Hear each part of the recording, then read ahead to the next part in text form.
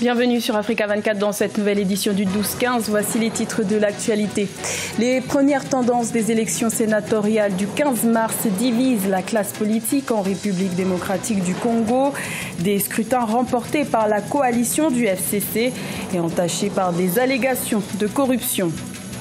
La poursuite de la grève des enseignants inquiète les parents d'élèves en Côte d'Ivoire. La mobilisation dure depuis 7 semaines. Les parents d'élèves du lycée de Sainte-Marie de Cocody redoutent une année blanche et interpellent les acteurs du système éducatif ivoirien. Et la 6e édition du Forum international Afrique Développement a récompensé plusieurs acteurs économiques à Casablanca. Rencontre avec le Marocain Oussama Abou qui a remporté le trophée du jeune entrepreneur. En République démocratique du Congo, les élections sénatoriales du 15 mars ont fait couler beaucoup d'encre. Le Front commun pour le Congo, coalition de l'ancien président Joseph Kabila, se présente comme le grand vainqueur de ces scrutins. Mais cette victoire est entachée par des allégations de corruption, ce qui suscite la colère des militants de l'UDPS, le parti au pouvoir. Reportage de notre correspondant Jacques Mboka. Poursuite du processus électoral en République démocratique du Congo. Après l'élection des bureaux définitifs des assemblées provinciales, la Commission électorale nationale procède ce vendredi 15 mars à l'élection des sénateurs dans les 24 des 26 assemblées provinciales du pays. Des élections sur fond d'allégations de corruption décriées par certains candidats qui se sont retirés de la course. Il faut dire que pour l'image de la République démocratique du Congo, ce n'est pas une très bonne chose parce que quand on parle de corruption, ça vilie, c'est pas bien, le pays n'avance pas. Pour enlever ces équivoques, je pense qu'on doit mettre une petite commission entre le procureur général de la République et puis les institutions de l'Assemblée provinciale de Kinshasa. Les allégations de corruption du processus électoral sont au centre des débats. Ceux qui soutiennent cette thèse ne sont tout simplement pas capables de se faire élire, estime le président de l'Assemblée provinciale de Kinshasa. S'il est vrai qu'il y a eu des gens qui ont exigé de l'argent aux candidats, nous souhaitons que ces gens-là soient identifiés, mais pas avec des preuves fabriquées. Parce qu'au-delà des 4 ou 5 personnes qui se sont retirées, il y a encore 99%, plus de 99% qui continuent à faire confiance à ce processus électoral. Les élections sénatoriales en République démocratique du Congo sont au cœur de la polémique entre le procureur général de la République et la centrale électorale. Le PGR a demandé son report afin d'enquêter sur les allégations de corruption. Pour la CENI, cette demande arrive en retard car le calendrier doit être respecté. Et notons qu'à la suite des manifestations des militants de l'UDPS le 16 mars contre les résultats des élections sénatoriales donnant le FCC vainqueur, le président Félix Tshisekedi a décidé de convoquer une réunion interinstitutionnelle ce lundi 18 mars. D'importantes mesures sont annoncées et devraient en découler. Déjà cette semaine que la grève des syndicats d'enseignants se poursuit en Côte d'Ivoire, une crise qui inquiète les parents d'élèves, notamment ceux du lycée Sainte-Marie de Cocody. Ces derniers redoutent une année blanche. Ils ont donc pris l'initiative d'interpeller les acteurs du système éducatif pour faire entendre leur voix. Reportage de notre correspondant Olivier Conan. Les parents d'élèves sont inquiets de la poursuite de la grève des enseignants du secondaire en Côte d'Ivoire. Ceux-ci sont en grève depuis 7 semaines pour des revendications corporatistes. En réponse à cette grève, les parents d'élèves du lycée Sainte-Marie de la commune de Cocody à Abidjan s'impliquent pour aider les enseignants et les autorités à trouver un terrain d'entente. La grève est nationale, mais nous estimons que les négociations étant en cours, il faut pouvoir leur donner une chance en permettant à tous nos enfants d'avoir cours au lycée Sainte-Marie comme cela se fait ailleurs dans d'autres lycées. Et ensuite, faire comprendre à l'ensemble de nos amis parents d'élèves que nous avons à nous mobiliser pour aider dans la recherche de la solution. C'est la meilleure posture qui puisse être la nôtre, puisque cette crise, quand elle perdure, forcément nous sommes perdants. Les responsables du ministère de l'Éducation nationale se veulent rassurants quant aux mesures pour éviter une année blanche. Des aménagements, selon eux, seront apportés au programme et aux emplois du temps. Nous sommes des techniciens et nous faisons des propositions concrètes et techniques sur ce qui peut être fait et ce qui doit être fait en la matière. Tout en redoutant la question de l'année blanche qui n'arrange personne, qui n'est honorable pour personne.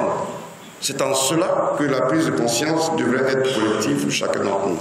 En rappel, la coalition du secteur éducation-formation de Côte d'Ivoire, plateforme de 40 syndicats, réclame la revalorisation des indemnités de logement, la suppression des cours du mercredi au primaire et de l'emploi d'instituteurs adjoints, ainsi que le doublement des primes de correction des examens. La 6e édition du Forum international Afrique Développement s'est tenue les 14 et 15 mars à Casablanca au Maroc.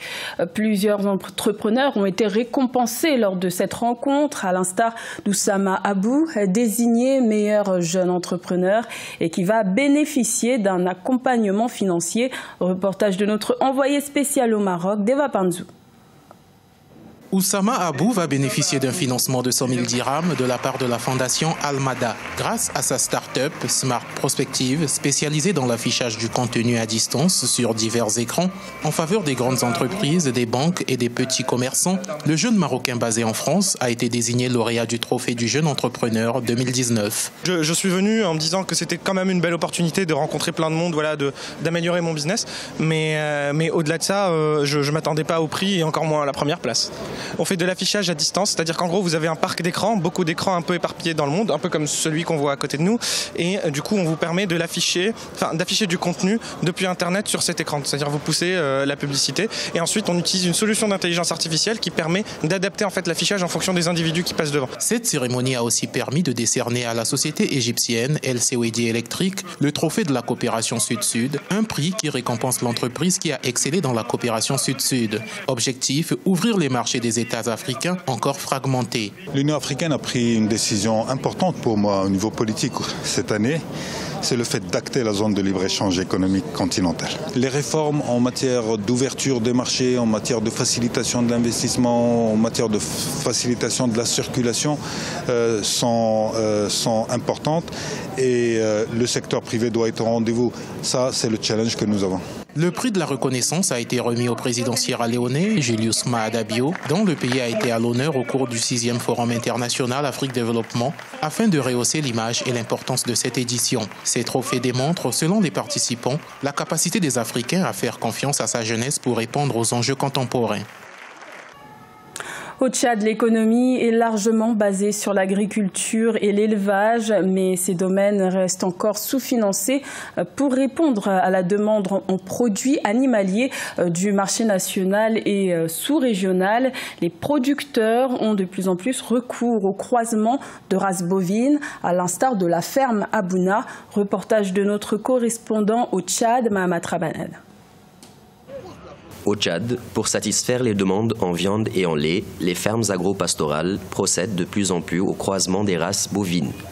À la ferme Abouna, située à la sortie nord de la capitale par exemple, les vétérinaires ont réussi plusieurs inséminations artificielles des bovins du pays, avec des races européennes pour une meilleure productivité à l'échelle industrielle. Des races de Montbéliard, on a fait le croisement avec des Kouris.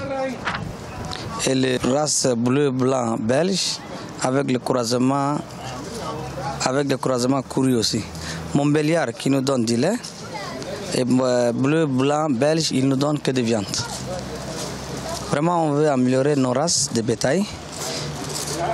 On est déjà arrivé à un résultat, vraiment, on est bien satisfait.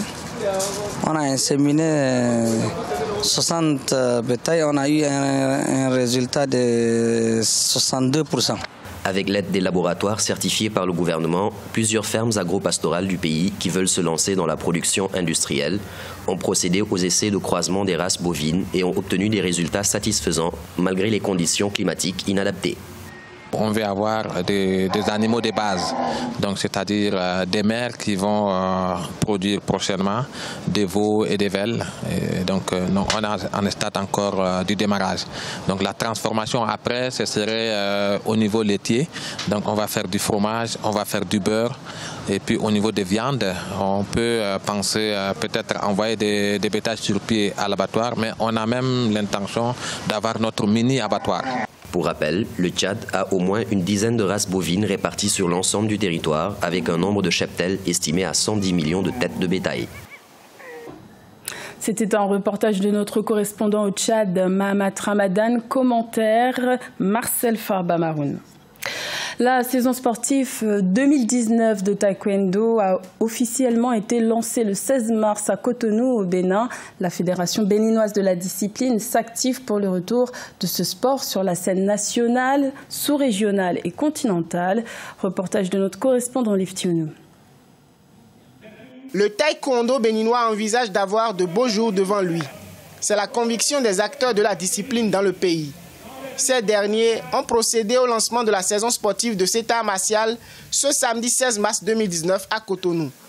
L'état des lieux de cette discipline est peu reluisant, en témoigne la faible participation des athlètes béninois aux compétitions continentales et mondiales. Cependant, le nouveau comité exécutif entend relever plusieurs défis pour l'émergence de ce sport. Le lancement de la saison sportive renvoie tous les pratiquants, notamment les encadreurs et les formateurs, à leur mission, une mission de résultat. Le lancement de cette saison sportive intervient dans le cadre de la mise en œuvre du projet de développement du taekwondo. Ce projet comporte entre autres des formations à l'endroit des acteurs sportifs sectoriels, l'organisation de championnats et de la Coupe du taekwondo ou encore la récompense des talents par le biais des Oscars de la discipline. Pour tout le travail que vous avez déjà initié, vous les maîtres de salle, et pour la dynamique que vient d'enclencher le nouveau président de la fédération, je reste persuadé que Dieu fera en sorte que le Bénin puisse obtenir les médailles qu'il mérite au niveau continental et au niveau mondial. Les boursiers olympiques Kiki Géudiel, Romaric Kiki, champion du Bénin en taekwondo dans la catégorie de plus de 80 kg. Sadat Boni Biaou, dans la catégorie des moins de 58 kg, révèlent leur talent à travers cette discipline sportive. C'était le journal de la rédaction. Merci de l'avoir suivi. L'information continue sur Africa 24.